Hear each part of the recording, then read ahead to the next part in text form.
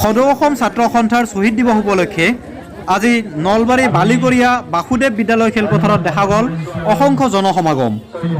নমস্কাৰ, ধৰ্মেন্দ্ৰ বেজবৰুৱাই আপোনালোক আটাইকে স্বাগতম জনাইছোঁ মোৰ ইউটিউব চেনেল পোহৰ অসমলৈ। আৰু জ্যেষ্ঠসকলৰ প্ৰতি সন্মান, কনিষ্ঠসকললৈ মৰম যাচি আকৌ এটা ভিডিঅ' আৰম্ভ কৰিবলৈ লৈছোঁ। আৰু মই এতিয়া উপস্থিত আছোঁ এই যে সদৌ অসম ছাত্ৰ সন্থাই কেন্দ্ৰীয়ভাৱে শ্বহীদ দিৱস উদযাপন কৰিছে নলবাৰী জিলাৰ এখন ঐতিহ্যমণ্ডিত ঠাই বালিকৰীয়াৰ যি বাসুদেৱ বিদ্যাপীঠ খেলপথাৰ, এই বাসুদেৱ বিদ্যাপীঠ খেলপথাৰত ইয়াত কেন্দ্ৰীয়ভাৱে শ্বহীদ দিৱস আয়োজন কৰা হৈছে। আৰু ইয়াত লোকে লোকাৰণ্য হৈ পৰিছে। আচলতে ছাত্ৰ সন্থাৰ যি শীৰ্ষ নেতৃত্বসকল আছে, এই শীৰ্ষ নেতৃত্বসকলে আহি ইয়াত সমবেত হৈছে। এয়া চাওক ভিতৰ ভাগৰ দৃশ্য, এয়া পতাকাস্থলী, সেইফালে এইখন মূল পেণ্ডেল। আৰু সঁচাকৈ কি ধুনীয়া, একেবাৰে ক'ব লাগিব। আৰু আপোনালোকে যে দেখিছে, এয়া লিখিছে শ্বহীদ দিৱস, এইবিলাক লিখিছে। এই লিখাবিলাক কোনো ইয়াত ৰঙেৰে কৰা নাই, এইবিলাক কৰিছে ইয়াৰ যি গম, ইয়াতে গম ছিটাই দিছিলে। আৰু গম ছিটাই দিয়াৰ পিছত এইবিলাক গজি উঠিছে। গজি উঠাৰ পিছত কি ধুনীয়া লগা হৈছে। ইয়াত যেন একেবাৰে খুব ধুনীয়াকৈ প্ৰিণ্ট কৰা যেন লাগিছে, কিন্তু সম্পূৰ্ণ একদম প্ৰকৃতিগত এয়া। আৰু সদৌ অসম ছাত্ৰ সন্থাৰ এই পতাকা উত্তোলনস্থলী চাবলৈ অসংখ্য যি জনসমাগমে ভিৰ কৰা দেখা গৈছে আৰু আছে। আমি এইবিলাকো দেখুৱাই আছোঁ, এটা এটাকৈ চাই থাকক। বাহ, কি মজা পেইণ্টিং! একদম মানে অসমীয়া পৰম্পৰা গোটেইখিনি আছে, অসমীয়া কালচাৰ। ভাল লাগিছে। কোনে বা আঁকিছে? আৰু আমিতো আঁকিব নোৱাৰোঁ, এনেকৈ আঁকিব পৰা হ'লেতো খুব ভাল আছিল, লেভেল দিব পাৰিলোঁ। এয়া হৈছে খৰ্গেশ্বৰ তালুকদাৰৰ শৰণত, শ্বহীদ খৰ্গেশ্বৰ তালুকদাৰৰ শৰণত এয়া প্ৰতিমূৰ্তি আৰু যি স্মৃতি তৰ্পণ কাৰ্যসূচী থাকে। ইয়াতো আপোনালোকে জানেই, প্ৰত্যেক অনুষ্ঠানৰে পতাকা উত্তোলনৰ পিছতে স্মৃতি তৰ্পণ কাৰ্যসূচী থাকে। তাতে আকৌ শ্বহীদ দিৱসৰ ক্ষেত্ৰত শ্বহীদৰ স্মৃতিটো শ্ৰদ্ধাঞ্জলি জনাবই লাগিব। গতিকে তাৰ বাবে এয়া স্মৃতি তৰ্পণৰ দৃশ্য। আৰু তাৰপিছতে নাগৰ নাম মাতিছিলে। নাগৰ নামৰ বাবে দল এটা নহয়, বহুত আছে, আপোনালোকে চাই থাকক কেৱল।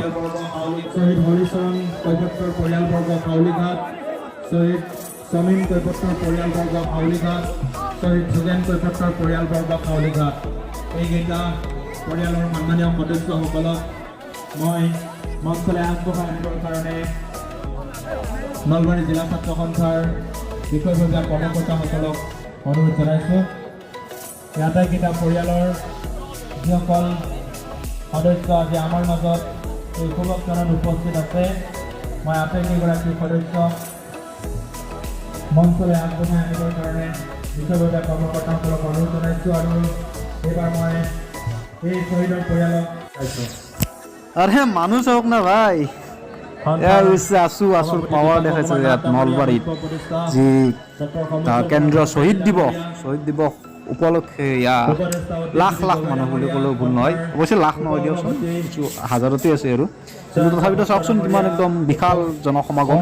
সাধাৰণ সম্পাদক প্ৰজ্ঞান ভূঞা ডাঙৰীয়া, ধৰ্মেশ্বৰ দাস ডাঙৰীয়া, আমি শিৱাংগ ডাবুক, ভুল নুবুজিব দেই, এয়া গ্ৰন্থমেলাৰ ষ্টল নহয়, কেন্দ্ৰীয় শ্বহীদ দিৱসৰ বালিকৰীয়াৰ এই অনুষ্ঠানটোৰে অংশ। আৰু তাত এনেদৰে বুকছ বা কিতাপ বিক্ৰী কৰা হৈছে। আৰু চাব লগা বস্তুটো হৈছে এইটো, এই যে বাঁহৰ ষ্টিকবোৰ দেখিছে, সেইখিনি ভালকৈ চাওকচোন।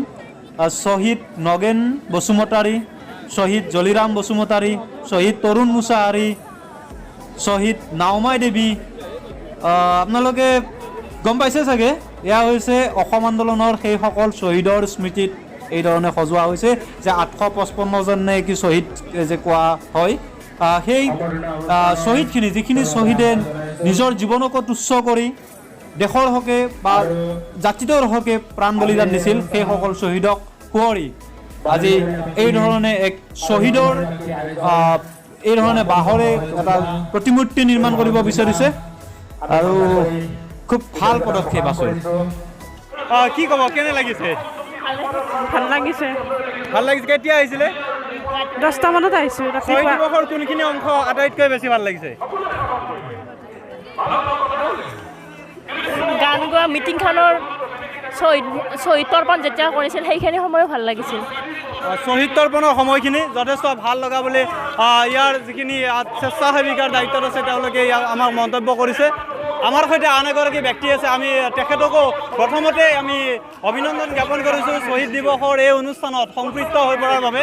আমি তেখেতৰ পৰা জানিম কি কয়, কেনেকুৱা লাগিছে? বঢ়িয়া লাগিছে। মই তাৰমানে মোৰ ঘৰ হৈছে কেন্দ্ৰীকুছি, আমাৰ নামটো ক'ব। শংকৰ ডেকা। কেন্দ্ৰীয় শ্বহীদ দিৱস উদযাপন হেৰিত খুবেই ভাল লাগছি। আমাৰ কেন্দ্ৰীয় নেতৃবৰ্গ আছিল, আজি এতিয়া সমুজৰ ভট্টাচাৰ্য ভাষণ দি আছে শ্বহীদৰ হেৰিক লৈ। আমাৰ এই শ্বহীদৰ হেৰিটো আমি অথলে যাব দিয়া নাযায়, যিহেতু আমাৰ বিভিন্ন সমস্যা আছে। এই সমস্যাটো আমি একগোট হৈ অসমীয়া জাতিটো তাৰমানে কি ধৰণে অসমীয়া জাতিটো থাকে সেইটোক লৈ আমি তাৰমানে একগ্ৰত হৈ থাকিব লাগে। অসমীয়া জাতিটো তাৰমানে জাতিটো জীয়াই থাকিব লগা হ'লে শংকৰদেৱ মাধৱদেৱ আজান ফকীৰৰ হেৰিটো থাকিব লাগিব। ইয়াতে তাৰমানে বিভিন্ন জাতিটো ভাঙনমুখীন কৰিছে আৰু এই আমি সদৌ অসম ছাত্ৰ সন্থাৰ নেতৃত্বৰ লৈ আমি আছোঁ বৰ্তমান। হয়, এয়া খুব সুন্দৰ মন্তব্য আগবঢ়াইছে। আৰু আমাৰ যিহেতুকে আমি স্বাভিমানী অসমীয়া, আমি অসমীয়া জাতিটোক আমি ৰক্ষাৰ স্বাৰ্থত আমি সকলোৱে একগোট হ'ব লাগিব আৰু এইদৰে আমি ক'ব লাগিব জয়